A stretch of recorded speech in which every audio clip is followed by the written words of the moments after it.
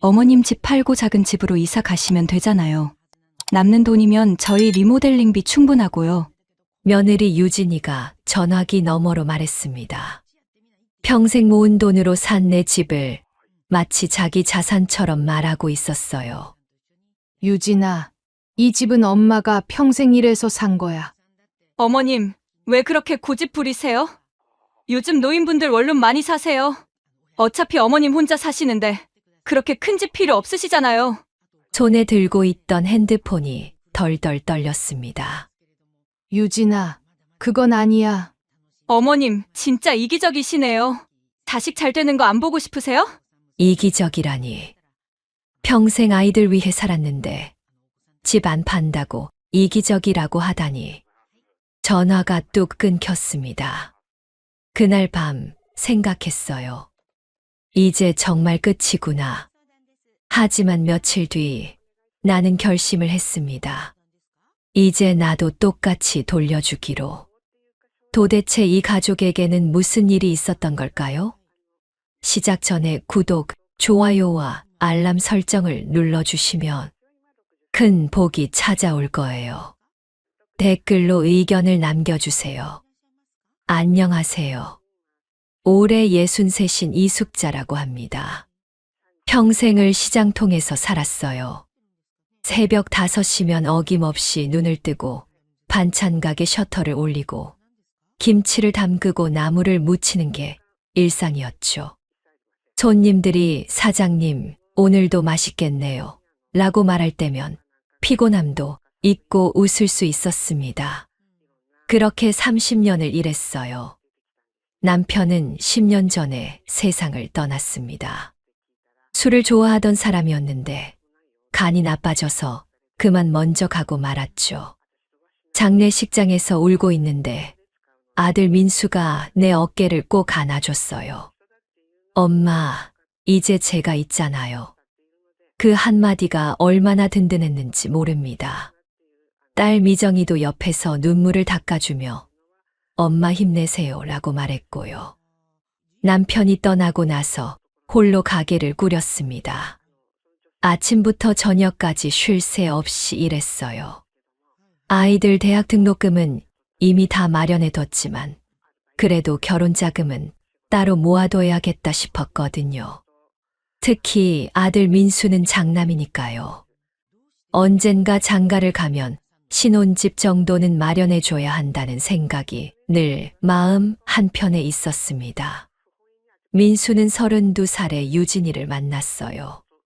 첫인상부터 참 곱상한 아가씨였죠. 키도 크고 말투도 조근조근했습니다. 처음 우리 집에 인사 왔을 때 꽃다발을 들고 와서는 어머님, 처음 뵙겠습니다. 민수 오빠한테 정말 잘 배웠어요. 어머님이 얼마나 훌륭하신 분인지라고 말하더군요. 그때 마음이 얼마나 흐뭇했는지 몰라요. 결혼 준비를 하면서 신혼집 문제가 나왔습니다. 민수는 서울에서 직장을 다니니까 서울에 집을 구해야 했어요. 전세로 구하려니 보증금이 만만치 않더군요. 그때 모아둔 돈이 3억 정도 있었습니다. 평생 악착같이 모은 돈이었죠. 그중 절반인 1억 5천을 민수한테 보탰어요. 엄마, 이렇게 큰 돈을. 민수가 난처해하자 유진이가 옆에서 말했습니다. 어머님, 정말 감사드려요. 평생 은혜 잊지 않을게요. 미정이는 교사가 되어 집 근처 초등학교에 발령받았어요. 출퇴근이 가까웠어서 종종 가게에 들렀습니다. 엄마, 오빠만 도와주고 나는요. 농담처럼 말했지만 살짝 서운한 기색이 보이더군요. 미정아, 너는 아직 결혼 안 했잖아. 나중에 시집 갈 때 당연히 똑같이 해줄 거야. 그렇게 달래며 미정이 손을 꼭 잡아줬습니다. 민수와 유진이가 결혼한 지 벌써 5년이 흘렀어요. 처음 2, 3년은 정말 좋았습니다. 명절 때마다 빠짐없이 내려왔고 유진이는 어머님, 제가 도와드릴 게 없을까요? 라며 부엌 일도 거들었어요. 민수는 옆에서 엄마 편히 계세요.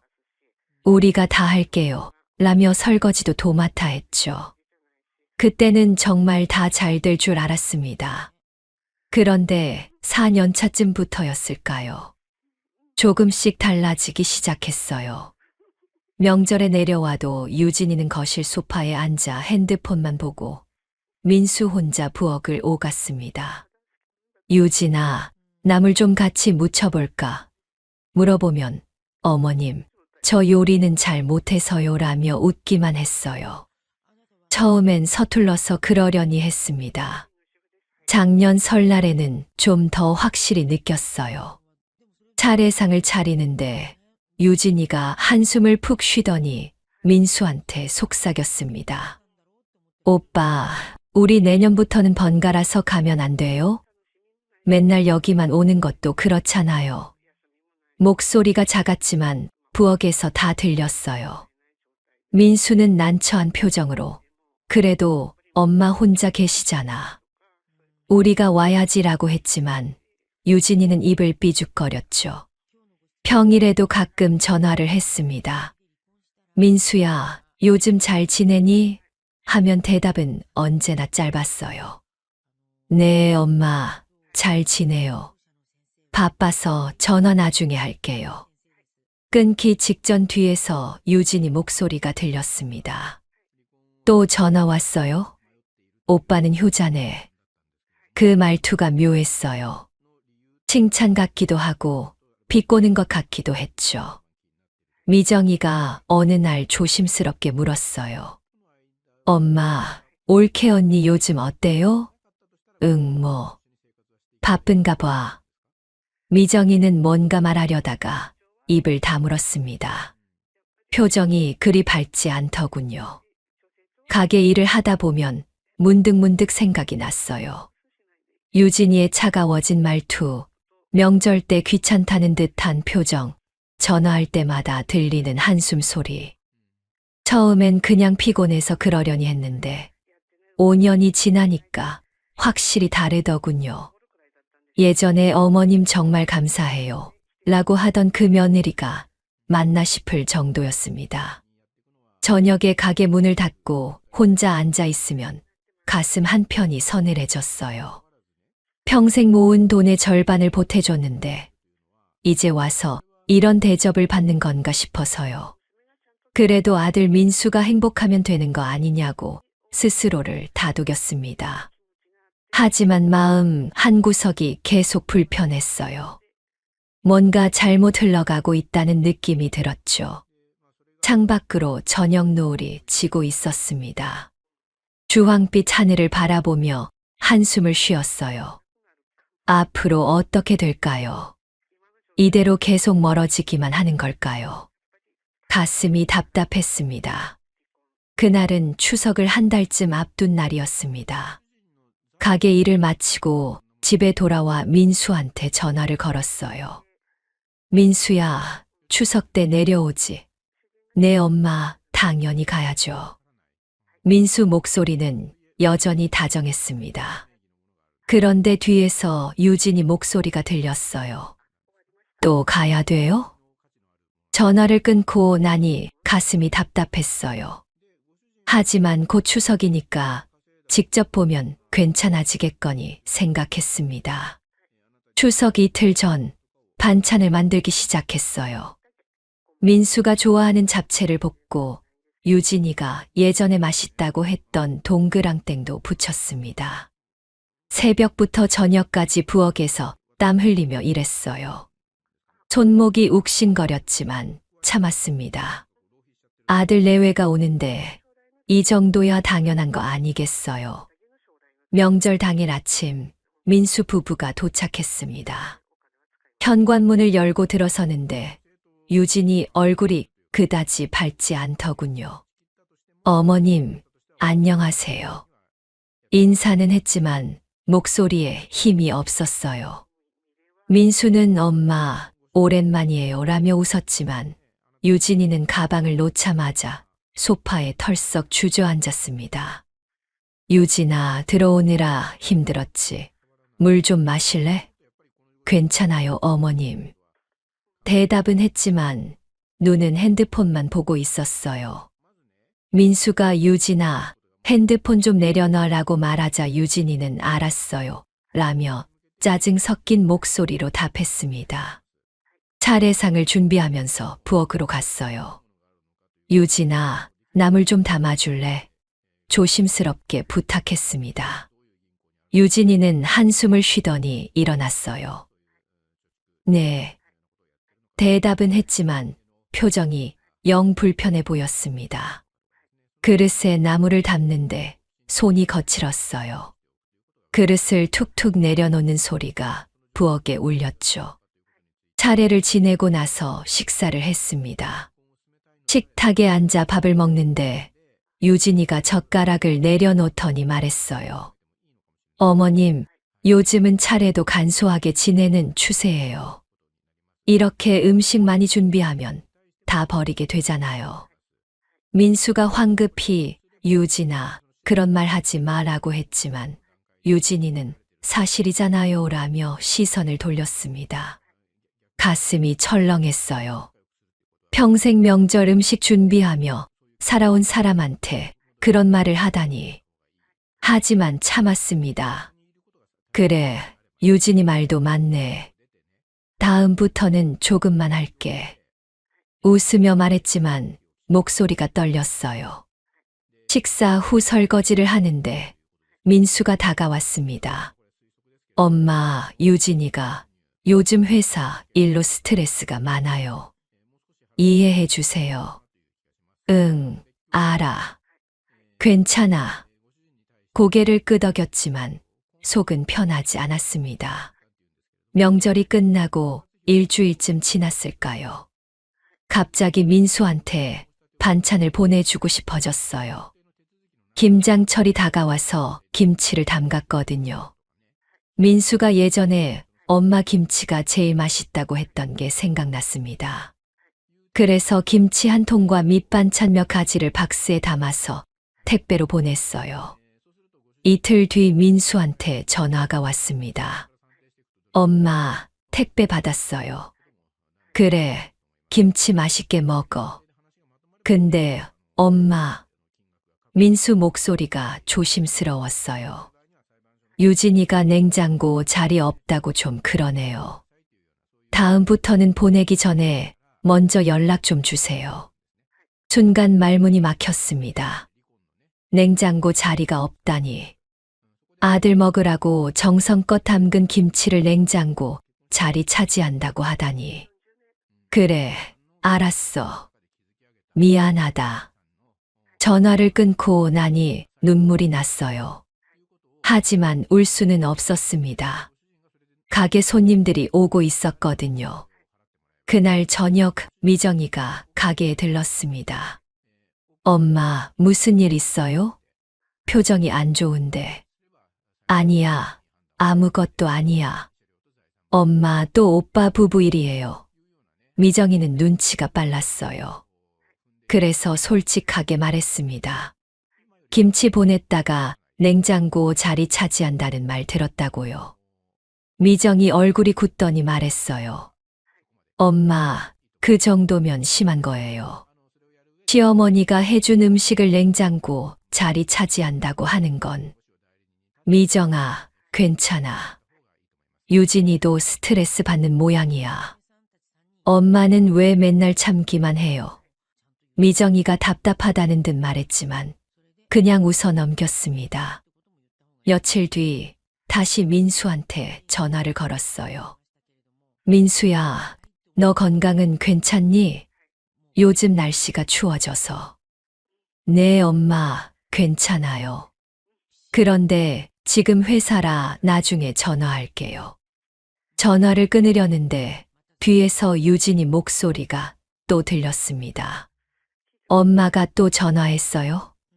제발 서로 간섭하지 말고 각자 살면 안 돼요?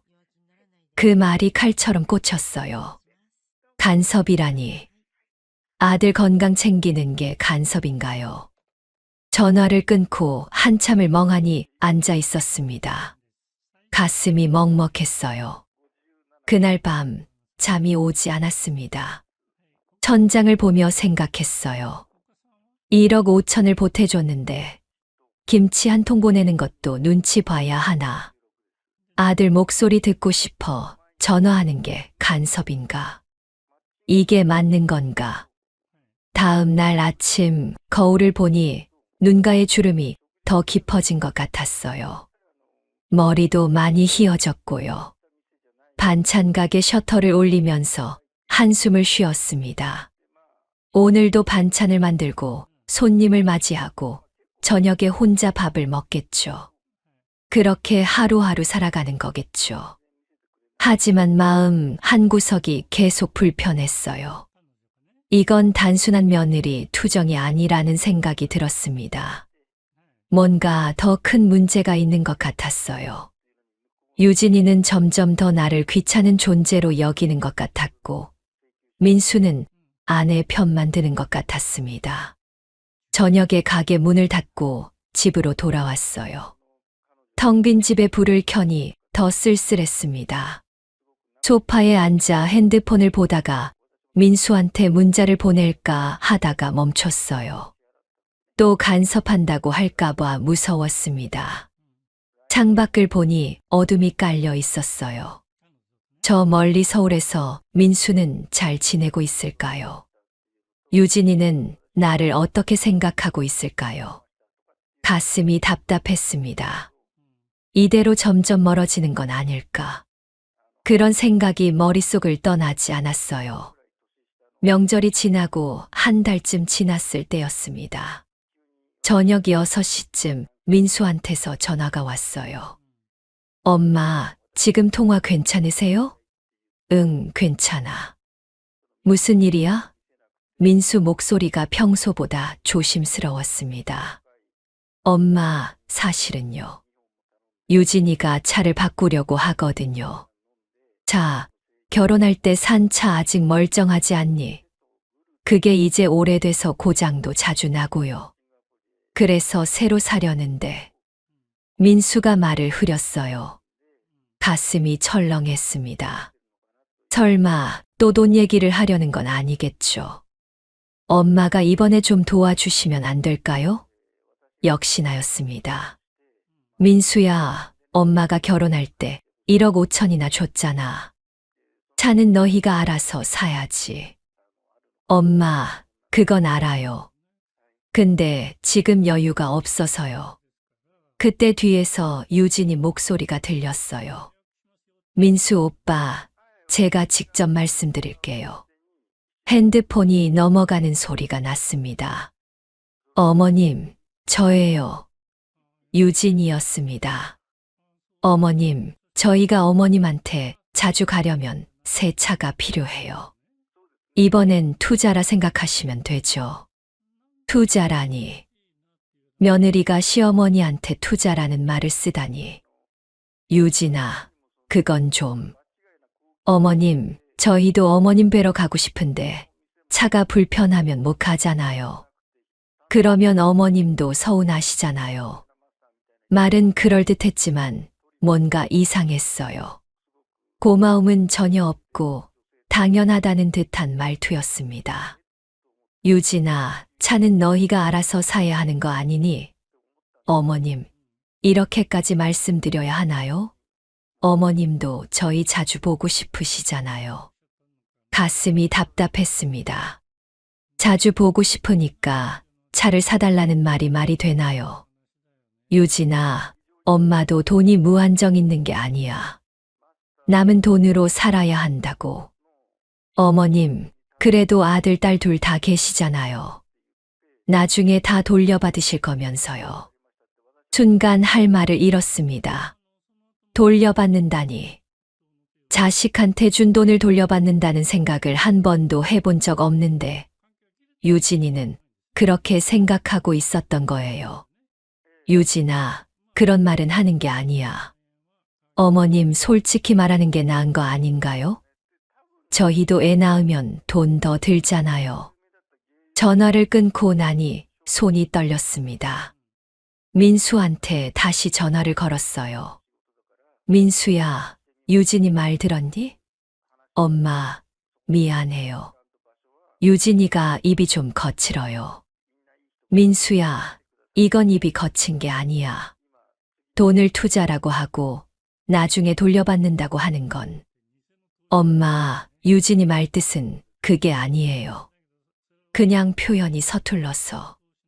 민수는 끝까지 아내 편을 들었습니다. 그래, 알았어. 엄마가 생각해 볼게. 전화를 끊었지만 머릿속이 복잡했어요. 1억 5천을 줬는데 이제 와서 차까지 사달라고 하다니.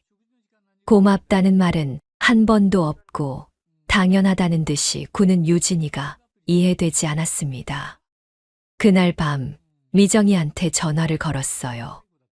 미정아, 엄마 얘기 좀 들어줄래? 엄마, 무슨 일이에요? 민수 부부가 차를 사달라고 했다는 얘기를 했습니다. 미정이는 한동안 말이 없더니 폭발했어요. 엄마, 왜 늘 오빠 쪽만 챙겨요? 결혼할 때 1억 5천 줬으면 됐지. 이제 차까지요. 미정아, 그래도 오빠는 장남이잖아. 엄마, 장남이면 뭐해요? 올케 언니는 고맙다는 말도 없잖아요. 투자라고요? 돌려받는다고요? 그게 사람이 할 소리예요? 미정이 목소리가 떨렸습니다. 엄마, 저 결혼할 때 똑같이 받을 수 있어요? 그때 가서 돈 없다고 하실 거면서요. 오빠한테 다 퍼주고 나한테는 미안하다고 하실 거잖아요.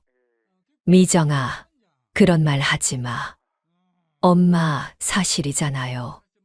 그런 사람들은 절대 변하지 않아요. 한 번 주면 계속 달라고 할 거예요. 미정이 말이 가슴에 박혔습니다. 하지만 뭐라 대답할 수 없었어요. 엄마, 제발 오빠한테 더 이상 주지 마세요. 엄마 노후 자금이잖아요. 그걸 다 퍼주면 엄마는 어떻게 살아요? 알았어, 미정아. 엄마가 알아서 할게. 전화를 끊고 나니 눈물이 났습니다. 이틀 뒤 민수한테서 또 전화가 왔어요. 엄마, 차 얘기 생각해 보셨어요? 민수야, 엄마도 돈이 많지 않아. 남은 돈으로 살아야 한다고. 엄마, 그래도 3천만 원 정도만이라도. 민수야, 안 돼. 엄마가 이번엔 도와줄 수 없어. 전화 너머로 민수가 한숨 쉬는 소리가 들렸어요. 알겠어요, 엄마. 그럼 저희가 알아서 할게요. 목소리가 차갑게 식어 있었습니다. 전화를 끊고 나니 가슴이 찢어질 것 같았어요. 그날 저녁 가게 일을 마치고 집에 돌아왔습니다. 소파에 앉아 멍하니 천장을 봤어요.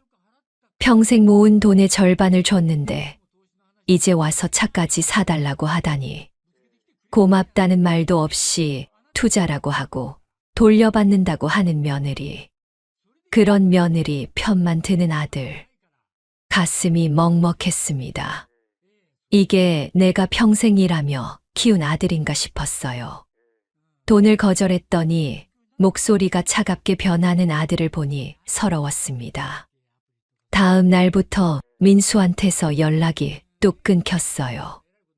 일주일이 지나도 2주일이 지나도 전화가 없었습니다.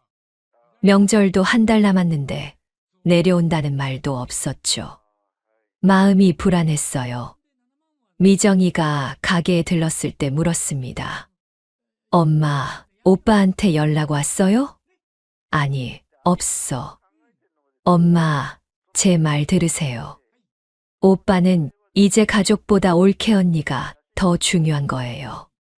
엄마가 돈 안 주니까 삐진 거예요. 미정이 말이 맞는 것 같았어요. 돈을 거절했더니 연락을 끊는 아들. 이게 내가 키운 아들인가 싶어 가슴이 아팠습니다. 저녁에 혼자 밥을 먹다가 눈물이 났어요. 평생 악착같이 일했는데 결국 남는 건 이 외로움뿐이었습니다. 아들은 멀어지고 며느리는 돈만 바라보고 딸은 화만 내고 이게 내 인생인가 싶었어요. 창밖을 보니 비가 내리고 있었습니다. 빗소리가 마음을 더 쓸쓸하게 만들었어요. 앞으로 어떻게 될까요? 이대로 아들과 멀어지는 건가요? 가슴 한편이 시렸습니다. 차 얘기를 거절하고 보름쯤 지났을 때였습니다. 어느 날 오후 가게 정리를 하고 있는데 핸드폰이 울렸어요. 민수가 아니라 유진이었습니다. 가슴이 철렁했어요. 며느리가 직접 전화를 하다니 좋은 일은 아닐 것 같았죠. 어머님, 저예요. 유진이 목소리는 평소보다 더 차가웠습니다. 응, 유진아. 무슨 일이야? 어머님, 제가 바빠서 길게 말씀 못 드리고요. 저희 집 리모델링 하려고 하거든요. 리모델링이요. 갑자기 무슨 리모델링 얘긴가 싶었어요. 그래, 그건 너희가 알아서 하면 되는 거 아니니?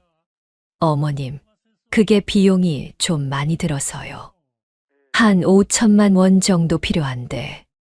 또 돈 얘기였습니다. 차에 이어 이번엔 리모델링이라니. 유진아, 엄마도 돈이 없다고 했잖아. 차 살 때도 못 도와줬는데. 어머님, 그래서 제가 좋은 방법을 생각했어요. 유진이 목소리가 묘하게 밝아졌습니다. 뭔가 불길한 느낌이 들었어요. 어머님 집 팔고 작은 집으로 이사 가시면 되잖아요. 어차피 어머님 혼자 사시는데 그렇게 큰 집 필요 없으시잖아요. 남는 돈이면 저희 리모델링비 충분하고요. 순간 귀를 의심했습니다. 내 집을 팔라고요. 평생 모은 돈으로 산 남편과 함께 살던 아이들 키운 내 유일한 집을 팔라고요. 유진아, 지금 무슨 소리 하는 거야? 어머님, 현실적으로 생각하세요. 어머님 연세도 있으시고 큰 집 관리하기 힘드시잖아요. 손이 덜덜 떨렸습니다. 유진아, 이 집은 엄마한테 집이 아니야. 평생을 여기서 살았단 말이야. 어머님, 그래도 집은 집이잖아요. 팔면 돈이 되고요. 어차피 나중에 민수 오빠가 물려받을 거 아니에요. 지금 쓰나 나중에 쓰나 똑같잖아요. 가슴이 터질 것 같았습니다. 물려받는다니. 내가 죽으면 물려받을 집을 지금 팔아서 자기네 리모델링비로 쓰자는 소리였어요. 유진아, 그건 아니야. 엄마가 살 집이야. 어머님, 왜 그렇게 고집 부리세요? 작은 집으로 이사 가시면 되잖아요. 요즘 노인분들 원룸 많이 사세요. 원룸이요. 평생 일해서 30평대 아파트 산 사람한테 원룸으로 가라는 소리를 하다니. 유진아, 엄마 말 듣고 있니? 이 집은 못 팔아. 어머님 고작집 하나 때문에 그러시는 거예요.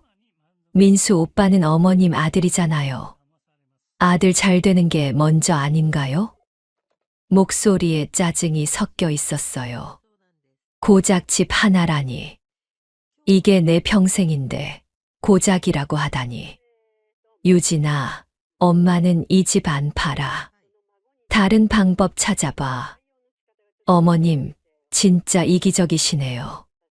자식 잘 되는 거 안 보고 싶으세요? 이기적이라니. 평생 아이들 위해 살았는데 집 안 판다고 이기적이라고 하다니. 말문이 막혔습니다. 유진아, 엄마가 이기적인 게 아니야. 이건 어머님, 알겠어요. 어차피 안 도와주실 거면 됐어요. 그럼 저희도 어머님 신경 안 쓸게요. 전화가 뚝 끊겼습니다. 손에 들고 있던 핸드폰을 보니 손이 부들부들 떨리고 있었어요. 가슴이 답답해서 숨을 제대로 쉴 수가 없었습니다. 주저앉아서 한참을 멍하니 앉아 있었어요. 평생 모은 돈으로 산 집을 팔라고 하다니. 마치 자기 자산인 양 말하다니. 아들이 물려받을 거니까 지금 팔아도 된다고 하다니. 이게 며느리가 시어머니한테 할 말인가요? 저녁이 되어 가게 문을 닫았습니다. 집으로 돌아오는 길이 유난히 멀게 느껴졌어요. 현관문을 열고 들어서니 텅 빈 집이 보였습니다. 거실 소파에 앉아 사방을 둘러봤어요. 여기 저 벽에 민수가 처음 걸음마를 배웠죠. 저기 부엌에서 미정이가 엄마 따라 요리 흉내를 냈고요. 남편은 저 베란다에서 담배를 피우며 웃었습니다. 이 집 구석구석이 추억이었어요. 그런데 유진이는 이걸 그냥 돈으로만 봤던 거예요. 눈물이 났습니다. 차를 거절했더니 삐지고 돈 안 준다고 이기적이라 하고 급기야 집까지 팔라고 하다니. 이게 내가 1억 5천을 보탠 며느리가 하는 짓인가요? 핸드폰을 들고 민수한테 전화를 걸었어요. 민수야, 유진이 전화 받았니? 엄마, 유진이가 집 얘기했나 봐요. 민수야, 너도 엄마 집 팔라고 생각하는 거니? 민수는 한참을 말이 없었습니다. 엄마, 그게 유진이 말도 일리는 있어요. 엄마 혼자 사시기엔 집이 크잖아요. 가슴이 철렁 내려앉았습니다. 민수마저 아내 편을 드는구나. 민수야, 이 집은 엄마가 평생 일해서 산 거야. 너랑 미정이 키운 집이고 아빠랑 같이 살던 집이란 말이야. 엄마, 그래도 현실적으로 생각해야죠. 집값도 올랐고. 민수야, 너 지금 진심으로 엄마한테 집 팔라는 거니? 엄마, 저희도 어렵다고요.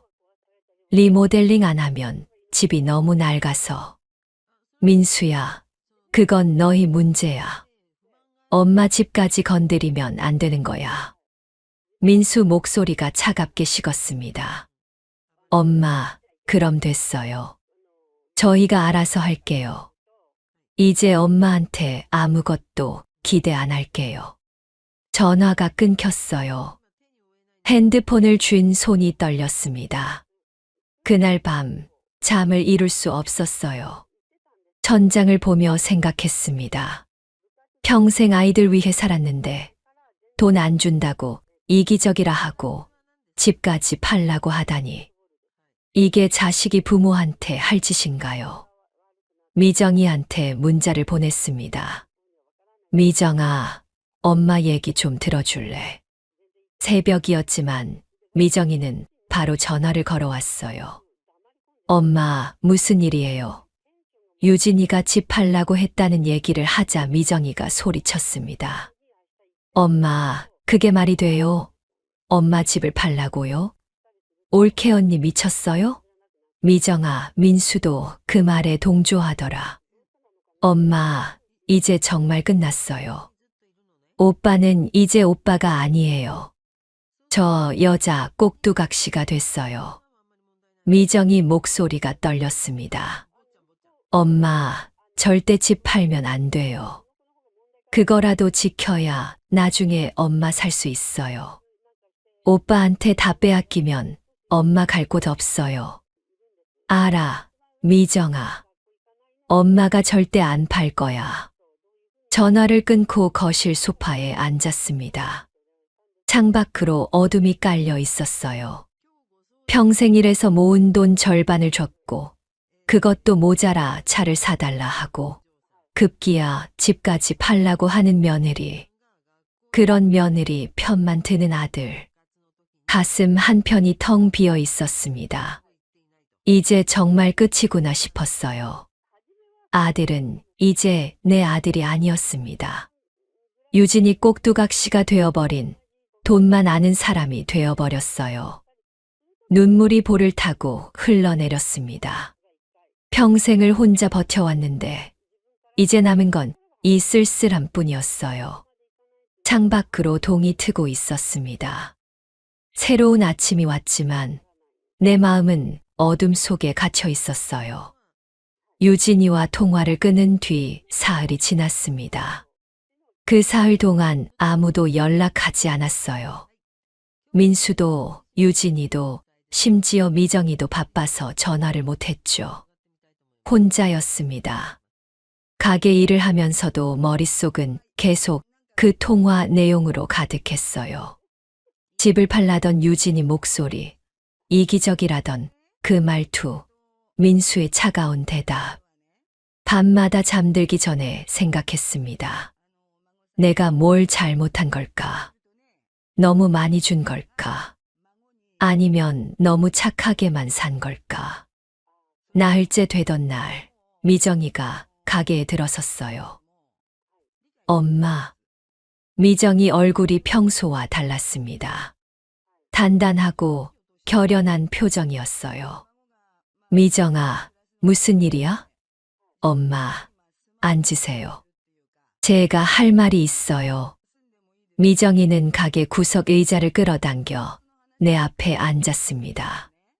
엄마, 저 사람들 때문에 많이 힘드시죠? 응. 좀 그래. 엄마, 이제 그만하세요. 더 이상 당하지 마세요. 미정이가 내 손을 꼭 잡았어요. 엄마, 저 사람들은 엄마의 호의를 권리로 착각해요. 한 번 주면 계속 달라고 할 거고, 안 주면 이기적이라고 할 거예요. 말로는 안 통해요. 가슴이 뜨끔했습니다. 미정이 말이 맞았어요. 차를 거절하니까 집을 팔라고 했고, 그것도 안 된다고 하니까 연락을 끊어버렸죠. 그럼 엄마는 어떻게 해야 하니? 엄마, 똑같이 보여주세요. 말투도 태도도 차갑게 대하세요. 미정이 목소리가 떨렸습니다. 엄마가 계속 착하게만 나오니까 저 사람들이 우습게 보는 거예요. 이제는 엄마도 당당해지셔야 해요. 엄마 인생이잖아요. 그날 밤 집에 돌아와 소파에 앉았습니다. 미정이 말이 머릿속을 맴돌았어요. 호의를 권리로 착각한다. 맞는 말이었습니다. 1억 5천을 보탰더니 당연하다는 듯 차를 사달라 했고 집까지 팔라고 했죠. 고맙다는 말은 단 한 번도 없었어요. 정신이 번쩍 들었습니다.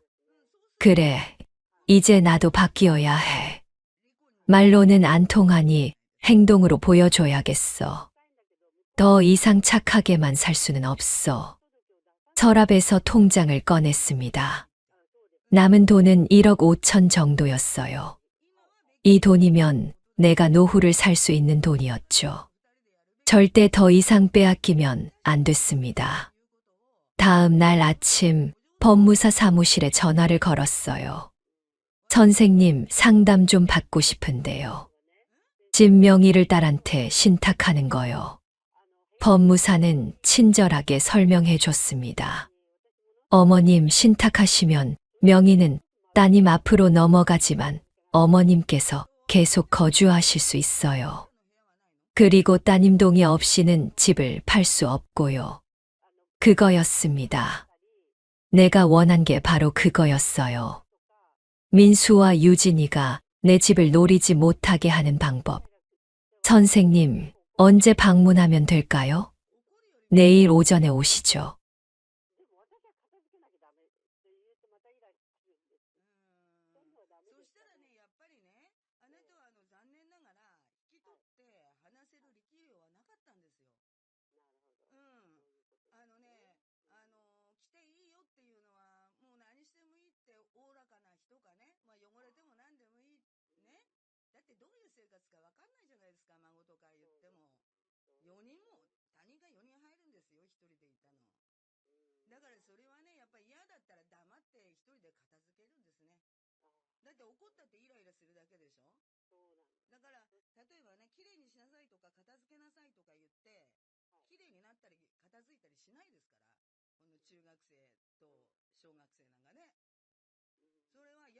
ったら、あなたがせっせと掃除するしかないんですよ。しまったなと思いながら。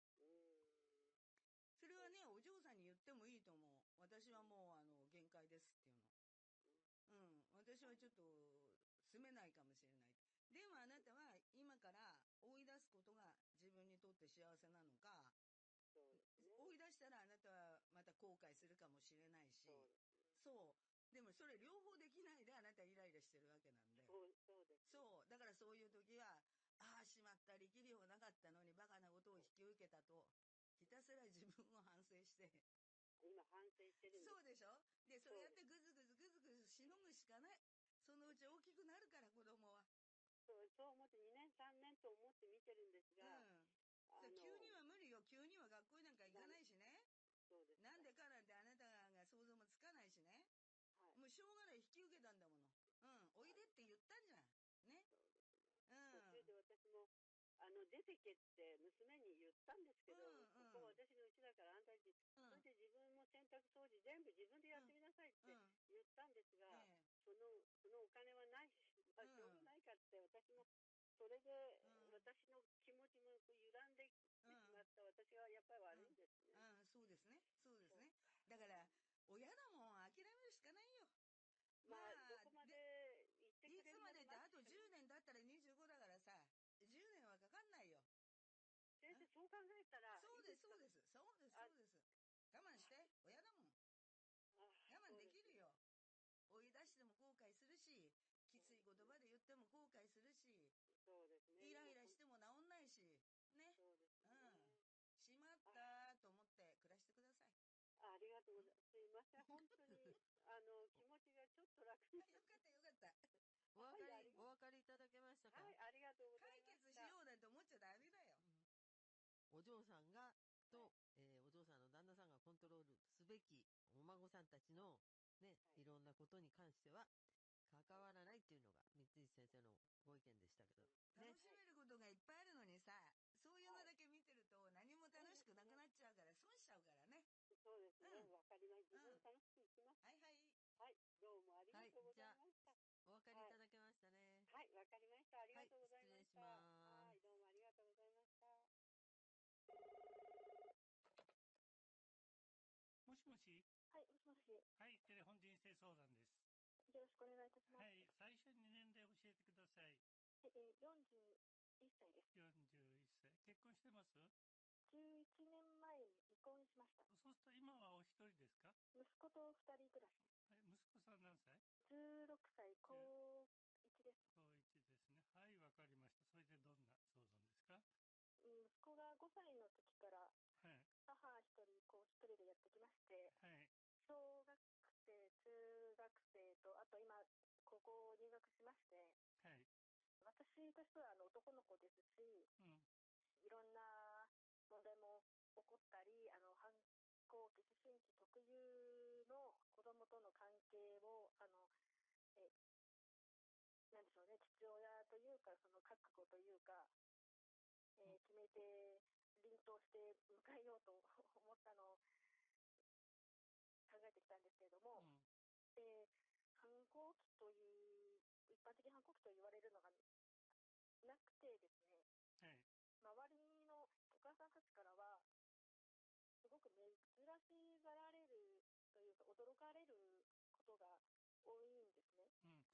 外出するときも、いつも一緒だねっていうふうに言われることが、あと、言葉遣いですとか、やっぱり周りのお母さんたちから聞くのはとてもリアルな思春期の男の子のあり方だったりを聞くもんですから、うちのがとても素直といえば素直なのかもしれないんですけれども、なんで反抗しないのかなというか、もうちょっと反抗してもいいんじゃないかなっていうぐらいにちょっと思ってしまうところがありまして、私の実は兄が反抗期というのがありませんで、引きこもりからそのまま大人になってしまい、犯罪にちょっと手を染めてしまったので、大人になって爆発したと言いますか。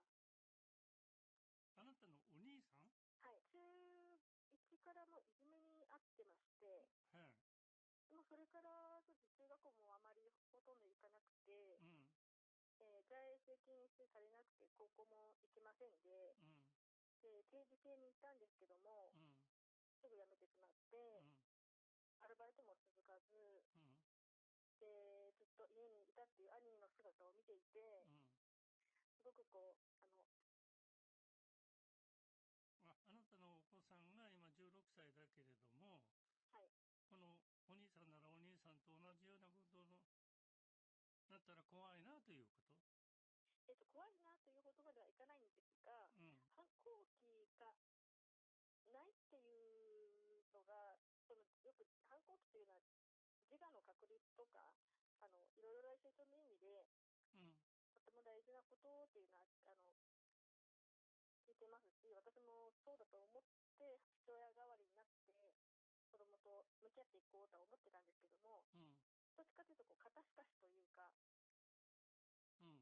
要するにあなたの言葉を使えば素直ということそう、はい、で、はい、いうことを聞いてるということね、今。はい、高校生で。はい、まあ、はい、反抗期の子供を持った親からすれば、はい、いいねって言いたいでしょうよね。はい、ことごとく反抗してくるわけですから、はい、親の方が悲鳴を上げるという、なんかそれが全くないということですよね。はい。それで、あなたとの関係で反抗期がないということですけれども、はい。高校目はどうなんですか、友達との関係。友達関係も先生のお話からもすごく楽しく高校生活を過ごしているというふうに一応お褒めの言葉はいただいたんですけれども、高校生活楽しくしている。はい、それで、家庭の方でも、まあ、素直だと。はい。で、今、要するに、こんなことっていいのっていうことね。私が離婚後にちょっと病気になってしまって、うん、ドクターストップで仕事から離れてまして、うん、で先月主治医にとても安定してるので、仕事をゆっくり戻っても OK なんじゃないかという先生からの診察をいただいて、うん、私も自分のことをだんだん前向きに取り組んでいきたいのと同時に、息子をやはりもう少し強い男になってほしいというか、いつか私とは別の道を行くわけですし、しっかりとした自分の道を開ける人間になってもらいたいので、反抗期が時間の確率と言われれば、うん、じゃあうちのは確立してなくて、いつもお母さんなのかなというふうに映ってしまうんですね。うん。だからそのはい、ことが、はい、一方で嬉しくて、はい、一はい、方で不安だということでしょはい、ですね。で、どうしたらいいかということね。はい。はい、わかりました。今日はスタジオに幼児教育研究の大原恵子先生がいらっしゃるので、伺ってみたいと思います。こんにちは。よろしくお願いします。お元気になられてよかったですね。はい、はい、嬉しいです。嬉しいですよね。嬉しいです。はい。ところで、先ほど加藤先生とお話しなさってる時に、メモに何か書いてありました？メモを見ながら読んでました？自分が言葉がうん。絡まないように単語的に書いてました。それがあなたです。それがあなたなの。はい、つまりあなたの人生が、この番組に電話するためにもね、ポイントだけを書いて、相手に伝えようというあなたの精神の生き方が、子供をおかしくするわけがないんですよ。で、はい、お子さんの成長度は、本当に順調に、羨むように言ってるんですけども、はい、あなたの心の中に、はい、夫との離婚という負い目と、はい、兄という方の、はい、負い目で、あなたの順調に進んでる階段を、はい、階段の色を変えてるんですね。はい、今ちょっと伺いたいんですけども、生活のパターンをちょっと知りたいんですね。はい。息子さんカーテン、引っ張らしですか？それとも必ず開けますか？朝起きてですか？起きて。うん。はい、必ず窓を開けて通気性とかきちんとします。すごいですね。えすごいですね。いや、もうこれを聞いただけでもう全然違う。これね、心が病んでると、カーテは締め切ったままなんです。はい。怒りがある時もそうです。はい。辛くなると、朝開けて、夜閉めるならば、引きっぱなしでもいいんじゃないかになっちゃうんですよ。はい。それが心病んでいくんですね。